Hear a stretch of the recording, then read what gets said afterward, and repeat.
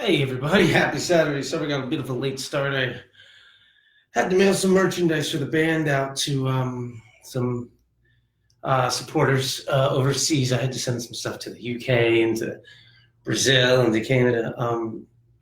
Yeah, working with some suicide girls, and so I had to send stickers and tattoos and buttons and all that fun stuff. Anyway, so I had a bit of a late start. Well, here we're getting into it. Hey Tino, how you doing? So anyway, I want to thank everybody for coming into the group. We've been blowing up a shit ton lately. I want to welcome everybody that this is their first week inside the group. Hi, Hugh. How you doing? I want to make sure that I love you guys, and you know that. Thank you so much for coming in. Hey, Alyssa, how you doing? Alyssa's a rock star. Just saying. So yeah, I've been really loving to see everybody coming in. I hope everybody really enjoyed the homework. I sent out more ebooks last week than I had in any previous week. So I want to say thank you very much. And almost every single one of them that was asked for was the Scrum Doc thing, to track the performance across channel, across platform, and to do as a way inside of a shared doc to give visibility to campaign performance for all of your campaigns and prospecting, retargeting, retention across all platforms in a third-party way, so that you, for free, can see how your Facebook, your Snapchat, your Pinterest, your Quora, your Google, your Bing, your Yahoo, all compare to each other, so that eventually you can map out and see, well, even if I lose 20 cents on the dollar inside of Facebook marketing, how does that help my branded search campaigns on Google lift all campaign performance, or just for you to feel comfortable that your prospecting doesn't have to get you 1.7. Because if you're going to try to scale an entire business off of your first touch, you're going to fail every time. Hey, Yvonne, how you doing? I'm sure a lot of you are doing it and you're having seen some good success. But we really want to know what the impact of retargeting and retention efforts are. And retention is selling stuff to your people that have bought from you previously, selling them something new. And so we're going to get into that a lot of this week's homework. Last week's homework, again, for those of you that missed it, the live is still in the room. We lost a few of the lives, but that's okay. We're back on it. Hey, Yvonne. Last week's homework, for y'all that missed it and didn't get a chance to go back there yet, you can go back there now. It was how to add new audiences into your retargeting so they get a much larger share of voice. So you can be way more effective inside of your highest level of recency and highest level of intent. So basically, how to find people that have been on your store and in the buying process within the last 24 hours, how to use daily unique reach and impression objectives inside of conversion campaigns with both dynamic ads and non-dynamic ads to get a much larger share of voice, a much larger market share among people that a conversion campaign might not reach, and how to do so at a much lower CPM. And I can tell you one of the most amazing things is a few of you were like, I don't know, I tried it, I was real suspicious, but by day 3 I was seeing twice my returns. Most of the people that I've been seeing have been able to increase their retargeting spend. So people they've already paid to get into the marketing funnel, been able to increase their spend against them by 50 to 100%, which means some people are spending more than double what they used to spend on a lead that's already been in their site. And as a result, they're far more efficient at converting the leads they already have into sales, which means that they've taken their entire campaign from shifting to trying to get everything on that first touch. Just saying my first touch is just to get people into my store. And then as soon as I get them in the store, I know how most effectively to convert them down the funnel and throughout the buying process. And as a result, we now can really, really look at prospecting being what I've told you the whole time. A prospecting ad, a first touch ad, is hopefully, at best, a dollar for dollar way of bringing somebody into your retargeting ecosystem. And the way you scale your entire business is by making the most money off of them inside of retargeting. And if you can make the most money off of them inside of retargeting, then you can spend more and more money in prospecting, and your prospecting campaigns can perform at less and less efficiency, because what you're doing is you're driving volume into your retargeting on Facebook, into your branded search on Google, to your Amazon source, wherever you are. You're making more people aware of your product, of your service, of what it is that you're doing. And you're doing it because you're reaching out to larger groups of people. And you can do it at a lower CPM, so you can reach more of them less efficiently an overall result of profit margin, but much more efficiently in the cost of reaching each impression, which means your business is reaching more people for cheaper, and you're able to have a larger pool to retarget, which means you have a larger pool so that you can reach them for cheaper because that audience is larger, and the larger the audience, the lower your CPM, so you can quickly scale your business because you're using all of your profits from retargeting to fund all of your prospecting efforts, and you're paying yourself a little bit on the back end, and all of a sudden people are going away from desperately needing that first touch to make the sale to really having a stable, successful, long-term business that they're not looking at day by day. That was the homework from last week. If you didn't take a look at it, well, you should. Just my advice. It's something maybe you want to do. It's something that I've been doing for years, and it's one of the things that I do right when I come on board with somebody, is I look at, almost all of you, when you say, well, how are my campaigns doing? Why is this one campaign failing? I'm like, well, how's it serving the retargeting? If you don't know that answer, then you need to get the Scrum Doc ebook. You need to set that thing up so that you can see that if you had a bad day, fuck it, who cares? Your retargeting is giving you twice your money back. So your bad day just means you made a little bit less on the first touch, and you reach probably a few more people to get some people to your website, and you're going to hook them the next time. And that's a perfectly reasonable way of doing it. Because let's use a real world example. Hey, Tony and Mark, hi. Let's use a real world example. Your first touch, your prospecting ad is little more than, a television ad or some billboard on the side of the street. Your retargeting ad is the salesman in the store. The salesman in the store is going to make that sale 90% of the time. Don't rely on a billboard to keep your entire fucking business in business. That's a shit way of running a company. We all know it. That's the way to think about it in digital advertising. All right. So anyway, go back and check that homework. And like I say, anybody that does any homework for any week will be eligible to get any of the ebooks for free if you're not in the group yet and you need that. So definitely, absolutely, I highly recommend you go back and do last week's homework. The only thing you have to lose is opportunity by not going back there now and trying to make more money today. And that serves for about 95% of you. Very, very, very, very, very few of you are in a business model where retargeting won't benefit your business. And the majority of you that fits is most likely people working in brand awareness or people trying to make something that's very much an impulse buy. And if you're an impulse buy company, that's fine. Right when you're in the checkout at the grocery store, the person selling that little pack of gum, nobody's advertising that little fucking stick of gum. It's just, hey, it's right there. Oh, fuck, I need it. I got 50 cents. Just added it to the thing. You move on with your life. If that's your business model, fantastic. You're a volume play. Do as much as you fucking can in prospecting. Retargeting will help, but it is not the core of your business. And that makes up probably, out of the 2,100 people in this group, probably 50. The rest of you, give it a shot. The only thing you have to lose is a little bit of extra profit. So I highly fucking recommend you do it. And if you're, especially if some of you are set with set budgets every month and you need to make the most out of every dollar, you'd rather be spending that dollar on something that makes you 3x than something that makes you 1. So spend as much of that money in retargeting and as little of that money in prospecting as possible. And when your retargeting well dries up because you've maximized the fuck out of it, then you spend more in prospecting. And that's okay because you've made a shit ton more money with the money that you have. So you can scale your entire business. And you don't need to lower your spend in retargeting. You just ramp up your spend in prospecting, and eventually that just ramps up your spend in retargeting because you're retargeting more people.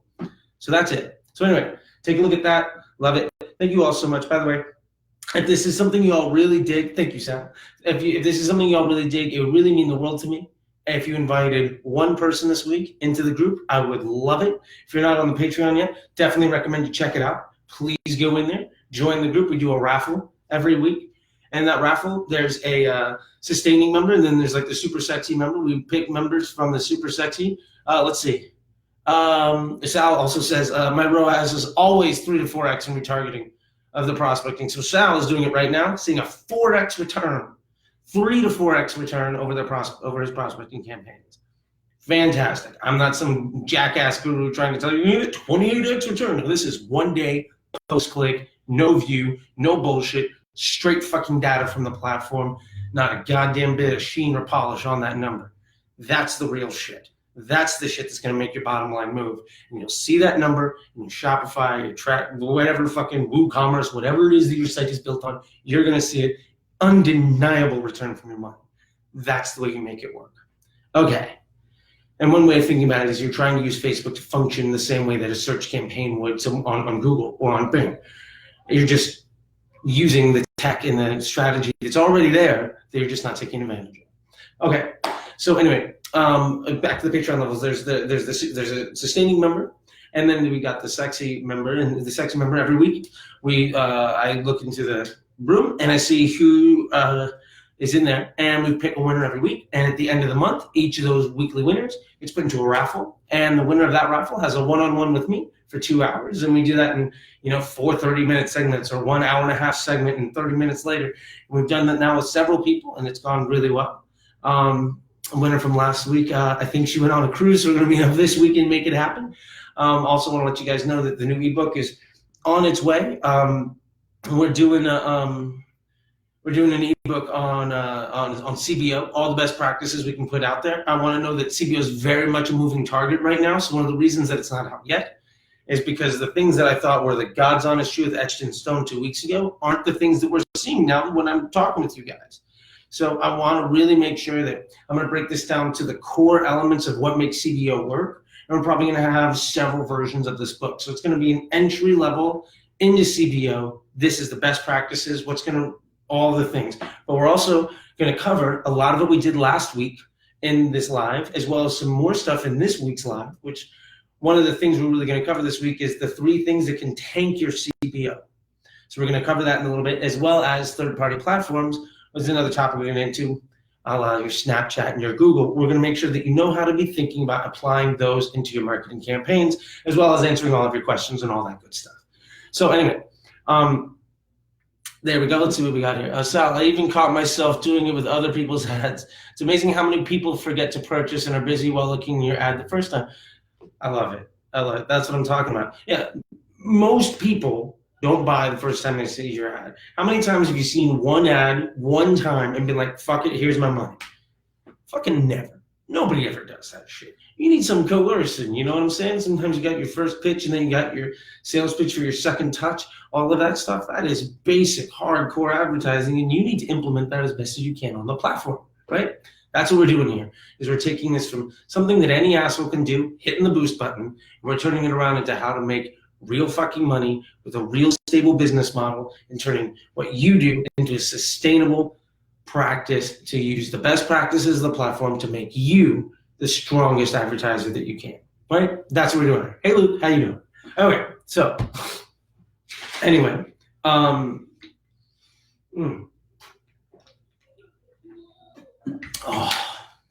I just got back from the gym, so there we go.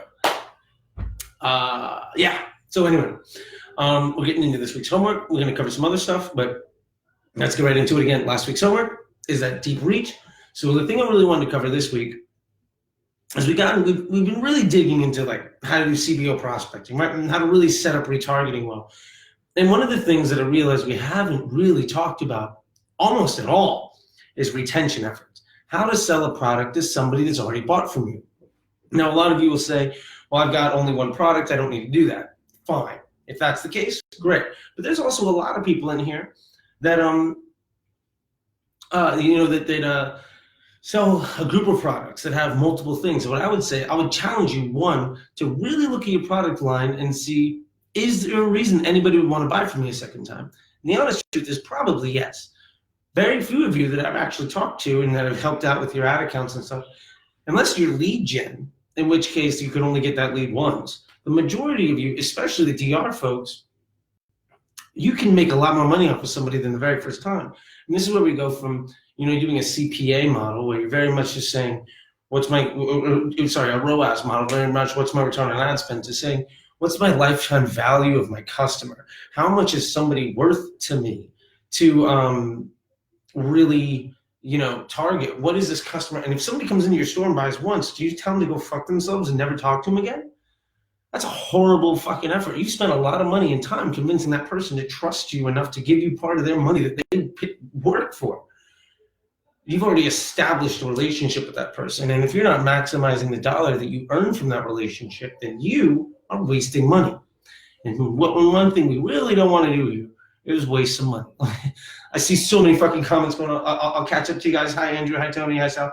We'll get to all that stuff. I love it. There's a whole side conversation going on over here. It's distracting. Anyway, so we're going to get into retention efforts. And, one of the things that I really want to say is, what's the easiest way of getting retention?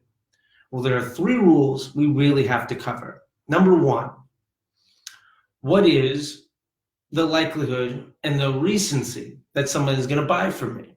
Now, if somebody buys a product from you today, how likely are they to buy a product from you tomorrow? The odds, honest truth, are not very fucking likely. 1, because they just got the product. They just ordered the product, right? So they probably don't need a second one. 2, and if they do, they'll fucking do it on their own. 2, they haven't gotten the fucking product yet. How long does it take to ship it to them? 3 days? 7 days? Right? So they don't even have the thing yet. Now let's add on to that. How long does it take them to see that product, to put their hands on that product, to use it up, to destroy it, whatever the fucking thing is, right? Whether it's a dog leash or fucking, whatever, right? How long does it take a person to experience that product and want to get something more? Now, maybe you sell a bunch of accompanying products, right? So maybe you don't just sell, maybe you've got dog food, but you also have dog leashes, dog toys, and a shirt like this, right? So when somebody gets your first product, they're like, oh, okay, well, this thing got to me. Oh, well, you know what? I want to get some more stuff. Let me go back to that customer. So what's the likelihood? What's the recency of somebody coming back to you? So let's use a simple model. Say it takes 7 days for somebody to get your product. In that case, I would say you wouldn't want to target somebody till at least 10 days after they made the purchase. So our retention audience is all of our buyers and an exclusion of all the buyers from the last 10 days. Because they just got maybe they bought on a Friday, you don't even fucking ship the thing till Monday. And then they get it the next fucking week. And then, by the time, but even before they get it, you're trying to sell them some other shit? No. Give them 10 days to even get a chance to get their hands on the product and then think about buying it again. Tony says 14 days after the order is for him. And you really should know this. And some of them are 6 months, right? Some of them are 1 month, right? So you sell batteries, right? How long does it take for that battery to go out, right? That's the whole thing. Say you sell fucking light bulbs. Well, first off, that's a tough fucking business because an LED light bulb will last fucking 10 years. The likelihood of you selling somebody a second time is not on that one light bulb, but not for me to judge. Shit, if you're in the business of light bulbs, God bless you and go for it. But the point is, you really have to know what your customer experience is and know what's the likelihood and what's the recency of somebody coming back. So that's rule number 1. So now we can say, in this example, it takes 7 days for somebody to get my product.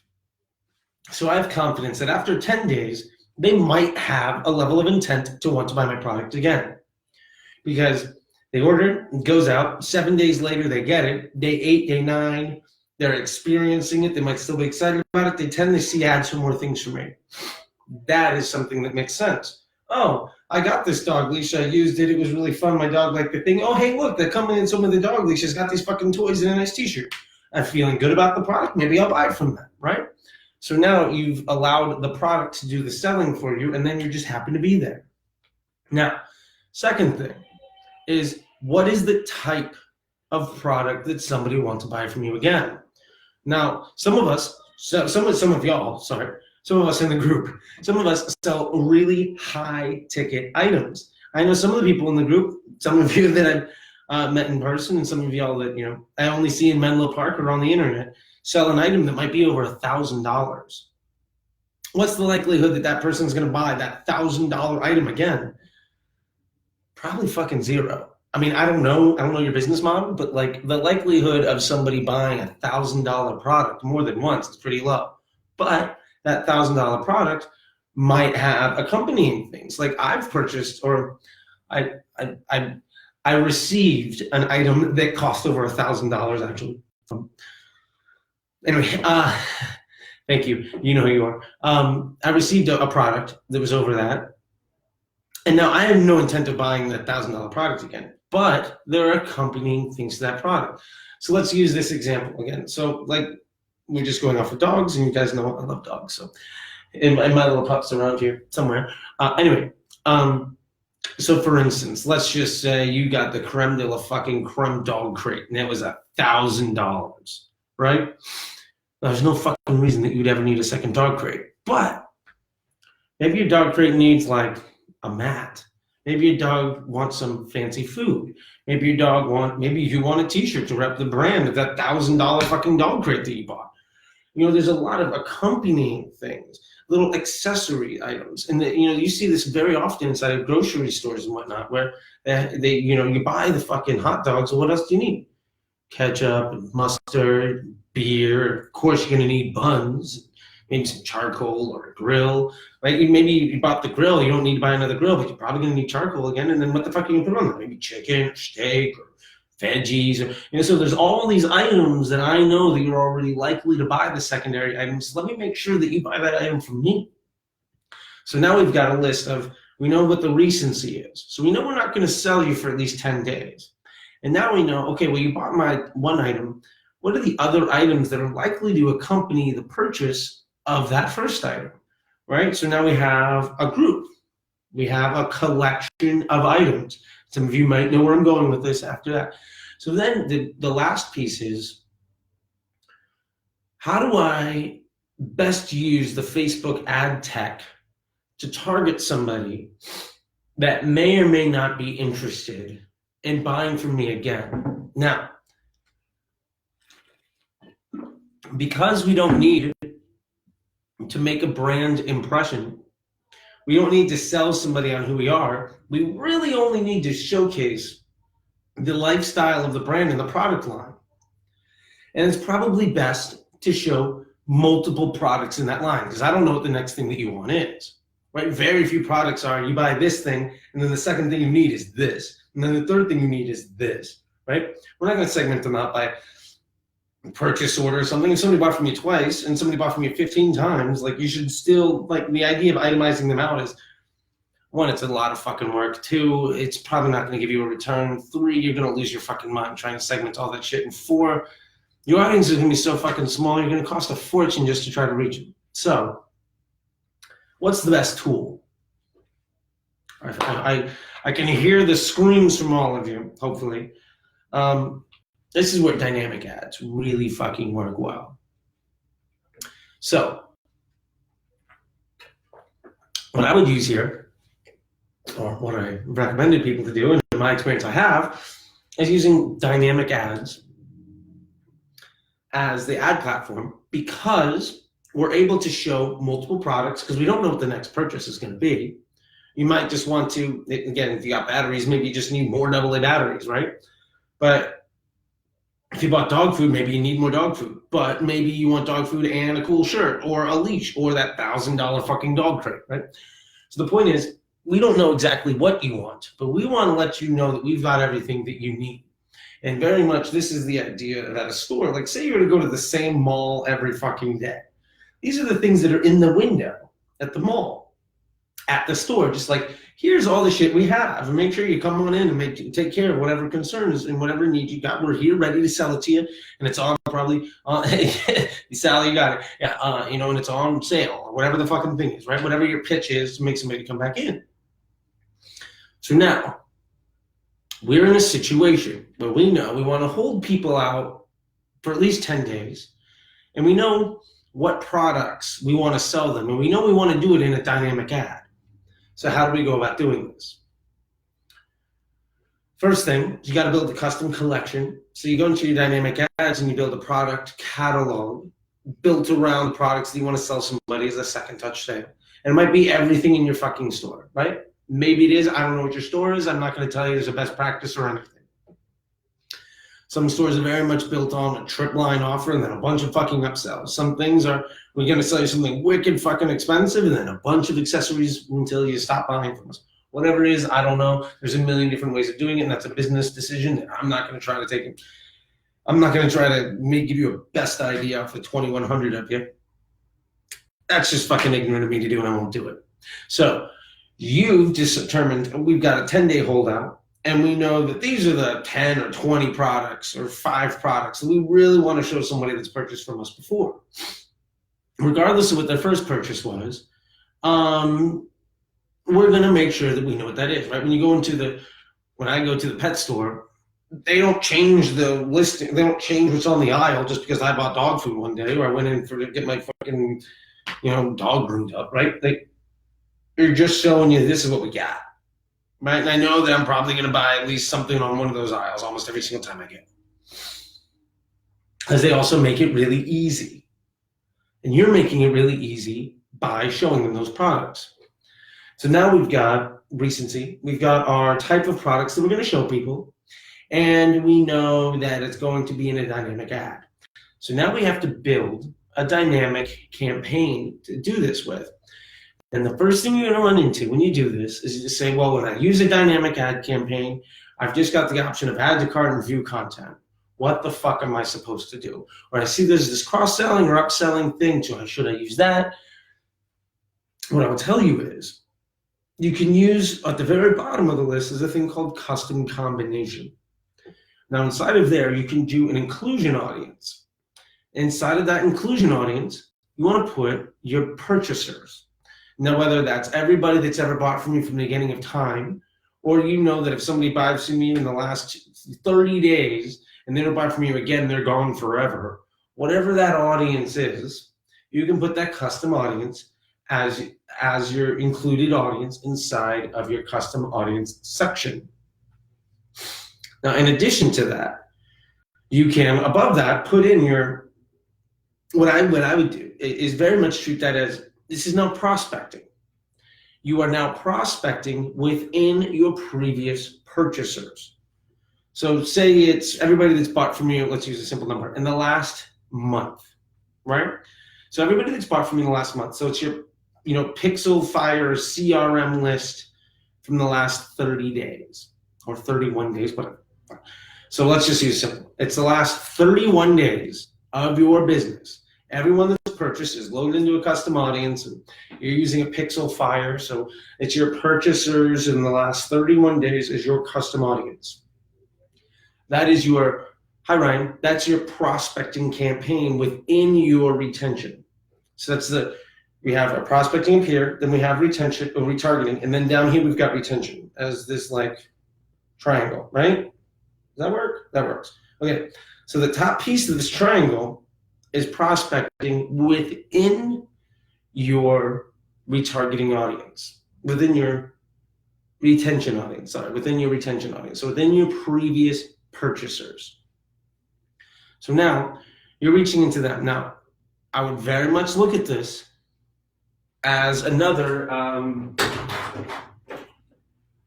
very much try to look at this as another prospecting campaign. Now, these are prospecting campaigns that you should get a higher return than your typical prospecting campaign because they've already bought from you, but it's still a prospecting campaign.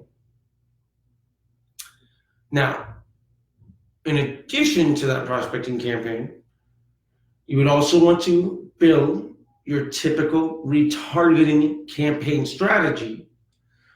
But instead of saying anyone that's ever come to your store, you want to say only the people that have bought from me in the last 30 days are my inclusion audience at the custom section. And then above that, you can say add to cart 7-day and exclude people that have purchased with you in the last 10 days. Now we want to do this again, going over this stuff from last week, so I won't go into too much detail. You should really look at that live to get the retargeting best practices. But in there, you're going to have your view content, your add to carts, your initiate checkouts, whatever have you, right? Whatever works for you and whatever recency and level of intent works for you, right? So whether it's 1 day or it's 30 days, whatever. But for the purpose of this conversation, let's say your retention audience is purchasers of the last 30 days. And you want to do a holdout of the last 10. So your retargeting funnel at a very basic level would be custom audience that you're including is your purchasers of the last 31 days. And you're excluding all the buyers in the last 10 days. And then in the section above that, we're using the dynamic retargeting pixel.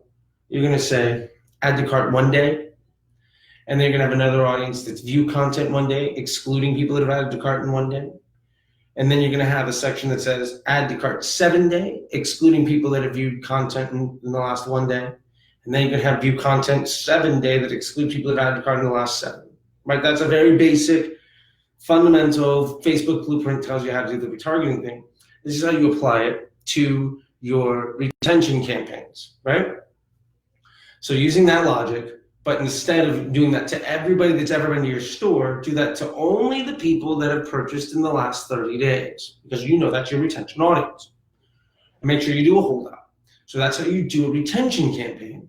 And your dynamic product will be smart enough to know, because of the pixel, it'll know that somebody bought this product. And the people that bought this product are likely to buy X, Y, and Z.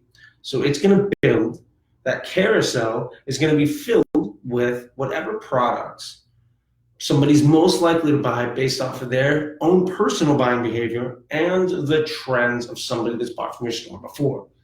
Now, you're letting Facebook be the really smart fucking salesman that knows how everybody in your entire store has ever bought in an entire buying process, and they can do all the work for you. So, that's, thanks, Tony. That is how to do the retention efforts. So very much that's this week's homework. If you knock that stuff out, you'll get all the ebooks that you want. And if you really dig it, please write in the comment section over here for me. Write in the comment section that this is really helpful. Tag your friends in it. Let me know. And if there's some sort of thing that you want a deeper, some more color to, let me know. We can definitely get on a one-on-one or something else, and just message me, whatever we can do to give you some more advice. Sorry, my girl just got home from the gym. And I hear the puppy running around. There he is! Where's he at? Oh, well, whatever. He's over there. Okay, so let me shut this door real quick. Boom! Okay. So now, let's get into this week's 2 topics. We're going to try to cover, and then we'll get into any of your questions from everybody that's still here. By the way, thank you all so much for coming in. And I see it's just piling up, so that's great. So, anyway, so we talked about the retention for this week's homework. Now, there's 2 things we're really going to try to cover this week. I think this is really the nice methodology here for these lives. So, first thing, what are the 3 things you can do to your CBO campaign that are going to kill it? Let's call this worst practices, right? The things that you just would never, I would, please don't do these things, because they're gonna really fuck you up, right? They're gonna prevent you from spending up. You're gonna have to spend down and then wait a really long time and eventually say, CBO is fucking garbage, Facebook doesn't work, my entire store is limited or destroyed, and I have to go out and get a real job. So fuck that noise. Sorry, there's people doing a sketch comedy practice in my living room. Okay, so number 1 worst practice inside of CBO. Sadly, we cannot add new creatives to existing ad sets. Right now, CBO is still too new and too unstable. When you add in new creatives, Facebook will say, oh, here's a new opportunity, and it'll try to spend on that new creative. And as a result, you'll lose the trend and the momentum of the existing creatives that you have. And especially if you add that ad to multiple ad sets or to all of your ad sets, what's going to happen is that you are going to destroy the stability of your CBO campaign, and it might take days or weeks or permanently fuck up what you've built, because a lot of your CBO campaign success is built purely on the stability. Now, if you enter in an ad that may or may not be good, or maybe it's good and you get lucky, if it's bad, it might take hundreds or thousands of dollars for Facebook to realize that that ad is shit. And then you have to optimize it out across the board. And the net result of that is you've lost a fuck ton of money. Now, a lot of you will be screaming, so, and I even see it Sal in the comment section, so how do you apply like new creative and all that stuff? And the bottom line is I don't have a perfect answer for it. What I can say is that in the bucket-based CBO stuff that we've been talking about, you're using your best performing creative and you're launching a campaign with all of the iterations that you have. You're building a campaign around your strategy, right? So this is the creative that works best for this strategy. I know that this, let's go for the fucking dog food example again. I know that this 30-second video on this piece of dog food is really gonna fucking sell the shit out of it.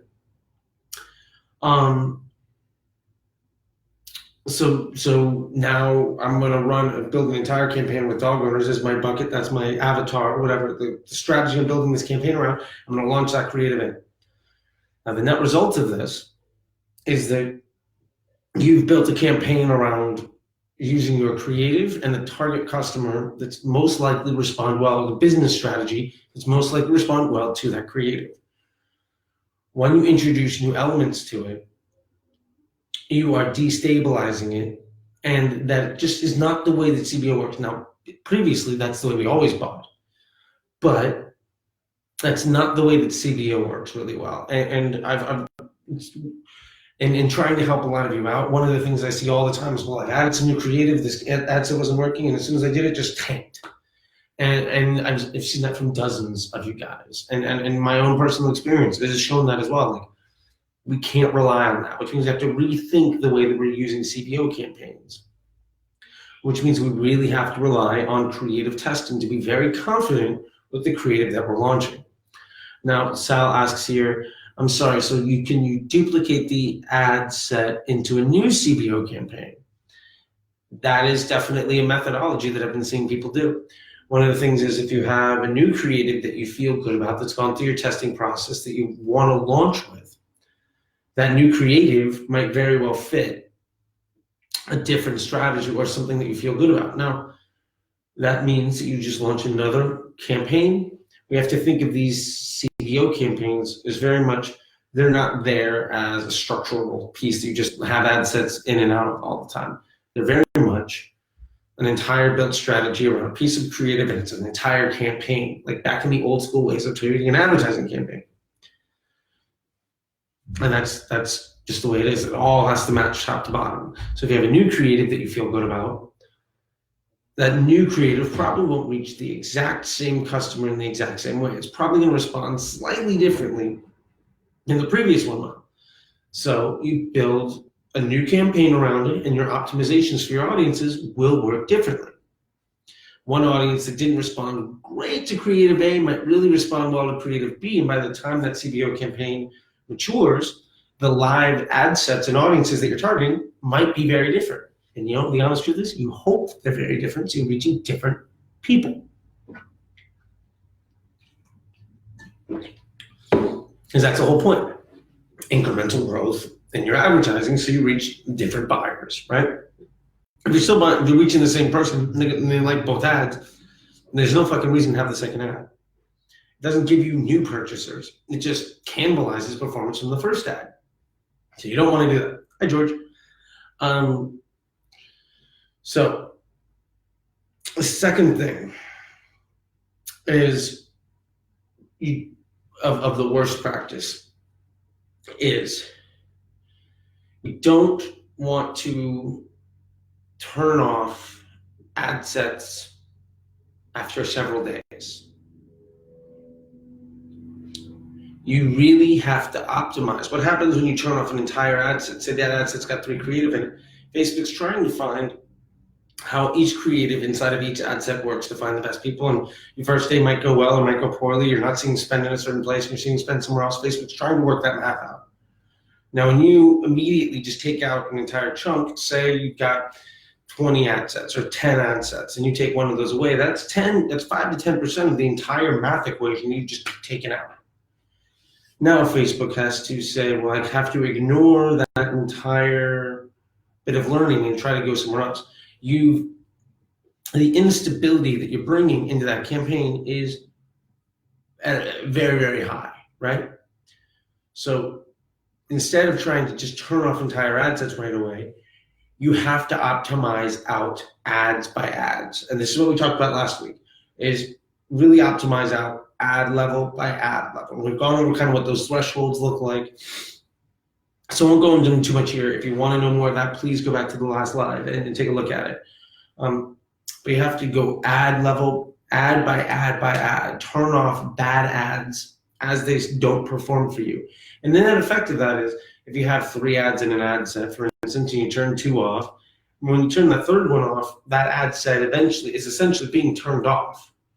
But instead of turning the entire ad set off and fucking up the whole math, you've slowly taken away different variables in the algebra. So your impact on the overall stability of the campaign is less. And let's just use a simple math equation, right? If you've got 10 ad sets, each one of them with 5 ads, let's just even simple math, 20 ad sets with 5 ads, that's 100 pieces of creative. If you turn off any ad set, you're turning off 5% of that entire campaign, right? Now that is a 5% change in the math. When you turn off one ad, you're only making a 1% change in the math.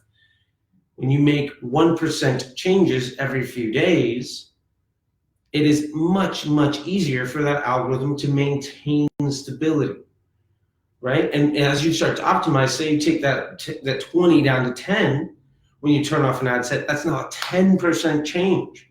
A 10% change is pretty big. By the time you get down, maybe you turn off 2 of them, that's a 20% change. That's equivalent to just fucking the entire budget up, right? Like, that's something that we would never, ever do before. And it's something we should never, ever do in this situation. So very much think about it in that way, that you want to make the least, you want to make the changes at the least percentage of change that you can, while still optimizing every single day that you can. So set your thresholds and make a small change often. Don't make big changes ever if you can help it. And that's one reason that diversity exposes us to less risk. A 1% change every 2 or 3 days, it's going to take you a little while longer to get to stability, but when you get there, every little change is less and less likely to fuck up your end goal. And that's really what we want, right? We don't want to fuck up our end goal. Okay, and then the last thing of worst practices inside of these CBO campaigns is, oh, sorry, I have to drink.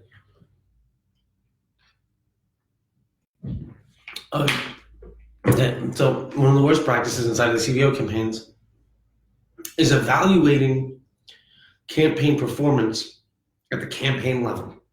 Now, I know this is just crazy to think about, but what I'm getting at is, just like any campaign, if your CBO campaign, for the first few days does really good, and then it drops off, and then you turn it off, you're like, CBO doesn't work for me. What you've done is, 1, you've prevented CBO from being able to make mistakes, so it can't regain stability and really benefit you. But 2, you've evaluated CBO at one level instead of saying, well, what's the effect of that on my retargeting? Can I afford to let CBO learn from me? If I've got 5 prospecting campaigns and 2 retargeting campaigns, and my goal in my account is to hit a 2x, and I'm coming in at 2.2, and one CBO campaign is running it like from a 1 down to an 8, down to a 6, and up to a 2, or whatever it is. If you can afford it, keep it running. Just make slight optimizations along the way, and you're not being overreactionary to any one day or any few days performance. You're going to lose. You're going to lose on these campaigns, on your creatives and your targeting. You're going to lose more often than you'll win.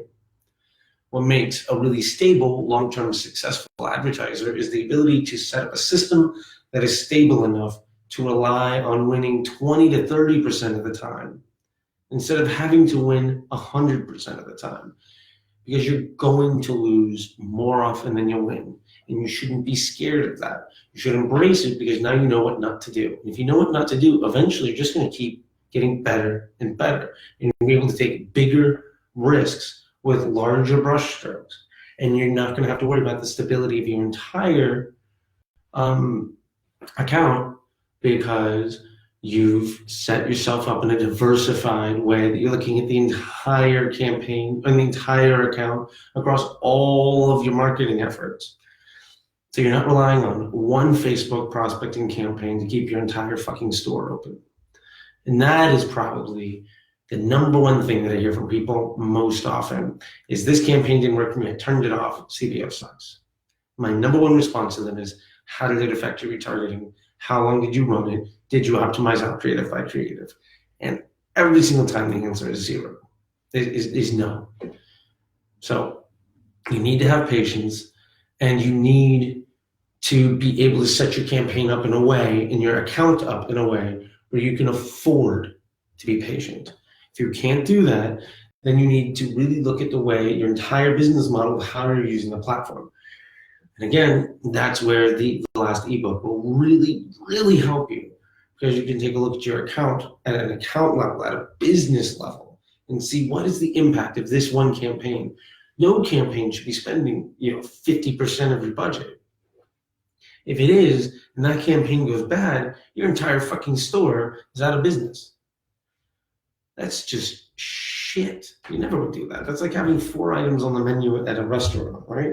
You have 4 items on the menu at your restaurant, and then all of a sudden maybe your chicken goes bad, and everybody gets sick, and you can't serve a fucking chicken dinner. Now all you've got is fucking, milkshakes and fries. You're gonna run out of business really quick.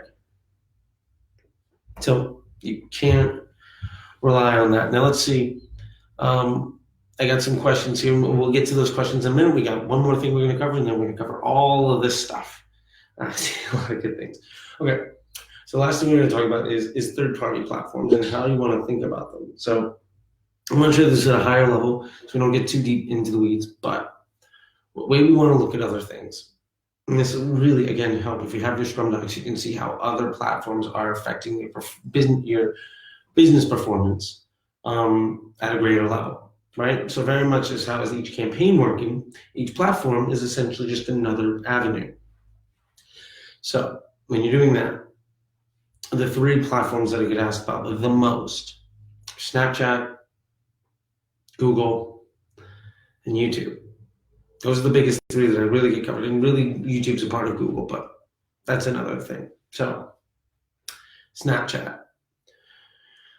The way we have to think about Snapchat is, this is a first impression device.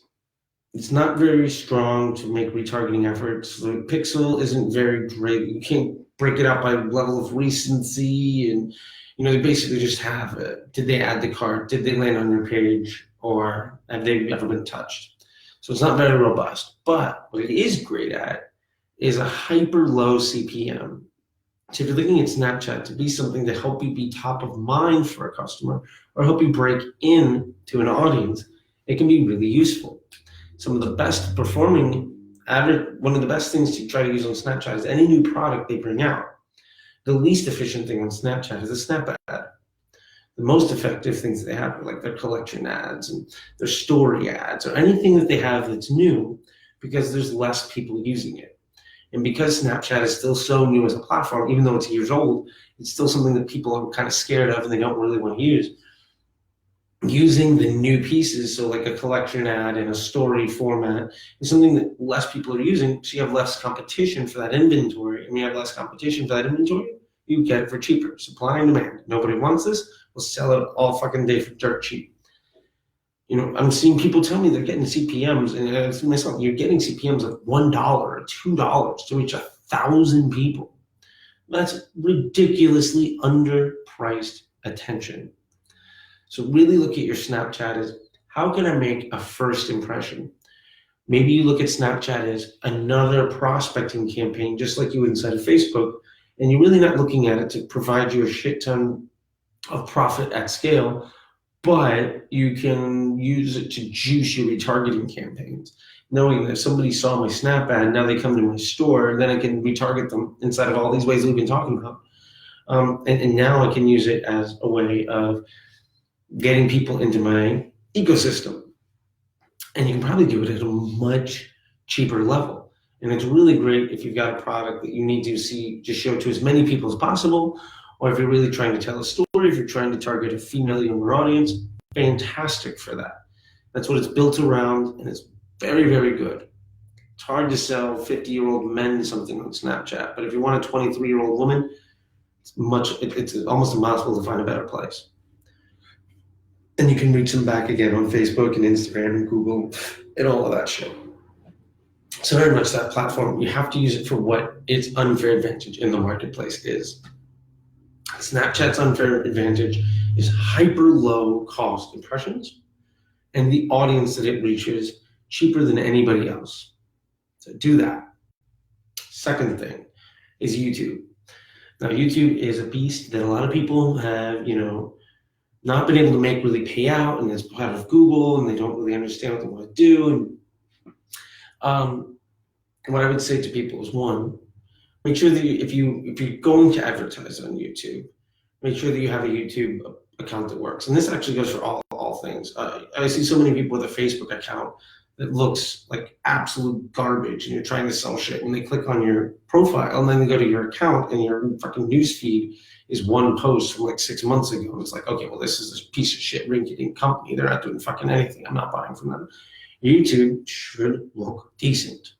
So make sure that there is some content, and it can be the same fucking content running anywhere else. Just let it live there also. 2, YouTube is another place where you can force impressions on people in a really nice way. I think very much in the way that you're looking at Snapchat for this cheap prospecting. YouTube is a way where you can buy by the view. So you can say, I'm willing to spend for every dollar. I know people are going to see at least the first 5 seconds of my ad. So if your creative is 5 seconds long, or you got everything you need to say in the first 5 seconds, you know that at worst, you're going to be paying $10 for a CPM to show your first 5 seconds of your ad. Now, inside of any other platform, people don't even necessarily have to see 5 seconds. They might see 2 seconds and move on. It might just be inside of newsfeed. They're like, oh, there's an impression, and then just move. Right? And you might be paying $15, $20 for that on Facebook. At worst, you can pay $10 for that on YouTube, and they will be forced to see at least 5 seconds of your ad. So if you have video creative, you can get your brand and your selling point across in that first 5 seconds. YouTube is an amazing place for you to reach into an audience and let them know that you exist. Now, this might be a great place to do prospecting. It might be a really great place for you to be targeting. It might be a great place for retention. You have to find what works best for your business model, and I can't begin to tell you that here. But yeah, you can bid by CPV, do 1 penny, spend into your target audience, and make sure your creative gets the point right the fuck up front. Don't make creative like a television ad where 23 seconds into the ad, you're like, oh, it's a fucking Nissan commercial. It's got to fucking open up, boom, Nissan, pain point, solution. Then you're at second 6 to 10, right? Or longer. Last thing is Google. This is the biggest area of opportunity I see for everybody. You really need to make sure that you're covering at least Google search. Now, we've gone into this a few times, but to create a Google search campaign where you put at least your brand name and your product type to make sure that when somebody's looking for dog food from what the product that you're selling, that when you go into Google, you're at least getting some impressions. That is somebody that already wants to buy. That's somebody that probably already knows who you are because they've been to your store, right? They see your Facebook ad. They don't click on it, but they like, oh, what's this? You just use something awful. This is Esmeralda dog food, right? I don't think there's any Esmeralda dog food. If there is, well, your congratulations on your free plug. I don't know it. But Esmeralda dog food, right? Then you go to Google, you're like, hey, what's Esmeralda dog food? If you're not the first thing that comes up, you've essentially paid to make a sale to a competitor. That's fucking stupid. Don't spend money to make your competitors rich. So if you can close that loop to at least do what's called brand protection, then you're going to be making sales for cheaper. And often, Google branded search campaigns, if you're getting a 5x return, you're doing it poorly. You can get a 10, 20x return on there, easy, because you're only reaching people that are very interested in what you're doing and you're closing the loop, right? And so this is another piece on top of your prospecting efforts that you're doing on every other channel, and make sure that you see them. So as a Facebook advertiser, you might think you're killing it, but somebody else could go in and show a Snapchat ad and then say, well, somebody knows this thing, and they see the ad on Snapchat, they go to Google, they Google the name, oh, here's this product, great, and then because they searched it, here's the item, and they buy.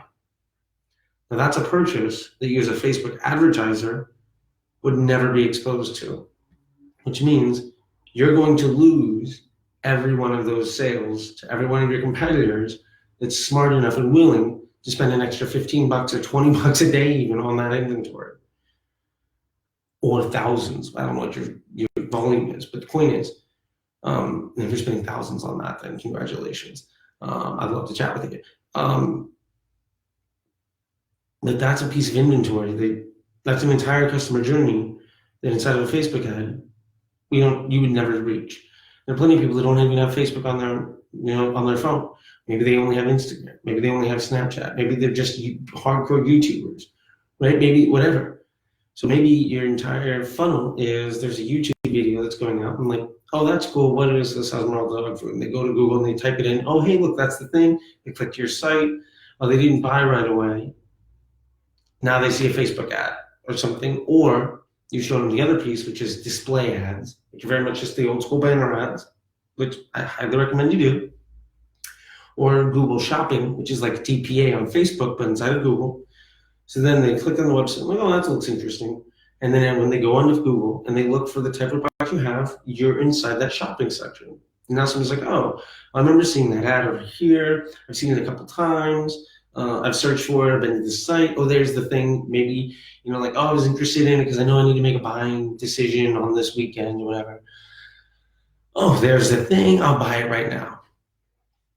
That's an entire customer journey that represents millions of people, literally millions of people that a Facebook campaign will never reach.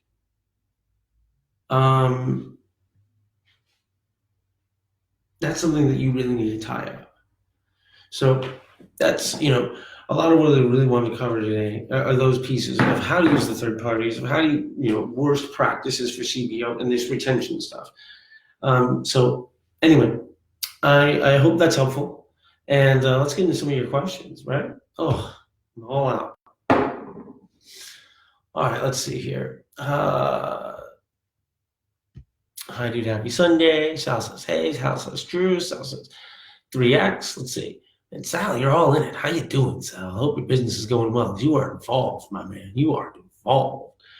Okay, let's see. One advantage from learning all of this is that I now wait for somebody's retargeting ad if I'm interested in something because that product or service will always be discounted.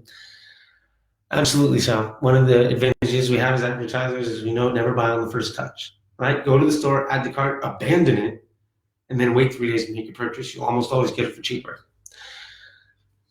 right? That's what we do. You got to take advantage of the system, right? You're making money off the system, might as well use your leg out. Let's see what else. Andrew says, what's up, man? Can't stay long. Watch later. Awesome. You and Tony both case. Tony says for himself, the 14 days after the orders when people are likely to buy and make a purchase, so he has a 14-day holdout. His retention is what he should probably do. Sal's was guessing DPA. Absolutely. Oh, remember, this is like half an hour ago. Ryan says, hi, Charlie, you're a genius, blah, blah, blah. Like I'm good, everybody else says. I love you, Tony. I give people the same shit too. All right, let's see. Sal asked me to do creative and DPA. Okay, we talked about that stuff. Ryan asks, Charlie, your original DABA, if your original DABA has been working for me for the last few months. Oh, great.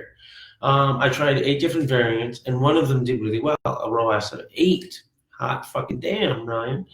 Do I still do DABA?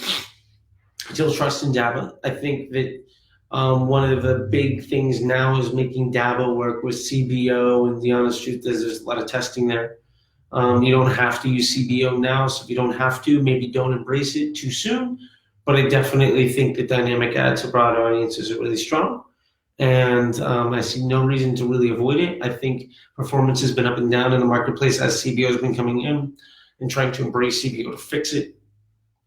It's definitely a great move, and definitely something on my radar, and definitely something that I'm doing, and something that I recommend that you do.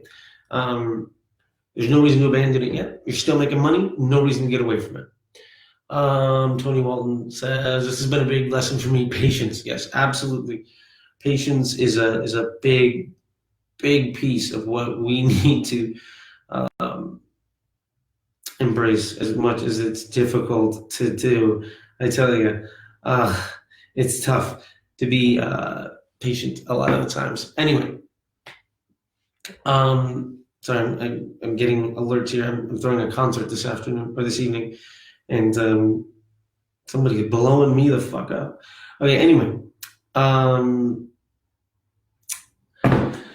other questions. Ryan says, I can't afford to run any campaign at any level that doesn't have a ROAS over 5. Ryan, I'd love to see what the hell it is that you're doing, and I'd love to kind of show you maybe how you can use multiple touch campaigns to really have a lower reliance on your first touch getting a 5x. But hey man, however you're measuring it, good for you if you're getting 5x. You got quality fucking problems, man.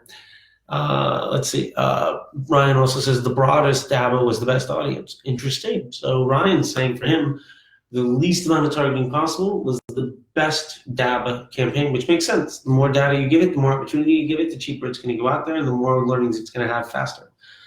Let's see. Damn, that's super smart. Cheap prospecting, yep, for Snapchat. Sal talked about YouTube ads. They're great. Tony Walton says great stuff. Let's see. Sal says you can go to the Facebook page, add an info to see all the retargeting ads. Absolutely, Sal. That's one thing you can do. Now that we can all see the ads, you can go into the company you want to purchase from and see all of the ads that they run, and then just try to find the one that has the best deal for the thing that you're doing. Yeah. So anyway, I guess that's about it for today. We ran here a little about an hour. That's good, right? That's a good amount of time. So anyway, thank you all for being here. I really appreciate it. I want to say again, if this is really helping you, please invite one person. That would be amazing. And if you want some more help, definitely join the Patreon. It's full of really great people. There's multiple levels in there depending on what it is that you really want to get out of this. So definitely take a look at it and be a part of that as much as you can. And lastly, I guess it's just time to announce, this week's entrant into this week's raffle winner. And also, I do want to say, definitely don't be afraid to post this week's homework. I'd love to see as much of y'all getting into this stuff as you can. And doing everything that we can do. So anyway, this week's winner for the one-on-one on here, all I have is, there we go. Okay, so this week's winner for the one-on-one in here, all I have is a username. So I don't exactly know who it is, but we're gonna find out. It's Paul. So Paul, if you're here, you're one of the guys. You got a little, your little Patreon thing's just got looks like a cat with a blue background, that kind of thing. Anyway, if that's you, please reach out to me. I want to make sure that you're getting the most thing, and I'm going to message you on the Patreon too. Hey, you are this week's raffle entrant winner. Oh, hey Paul, there you go. So anyway, that's about it. I gotta go. Food. This is really awkward because I can't see you because I was doing something else now. There we go. Okay. Oh, horrible television. There we go. Anyway, hope you all are having a kick-ass time. Please tag your friends, invite your friends, and let me know what else I can do for you. See you next week. All right, bye.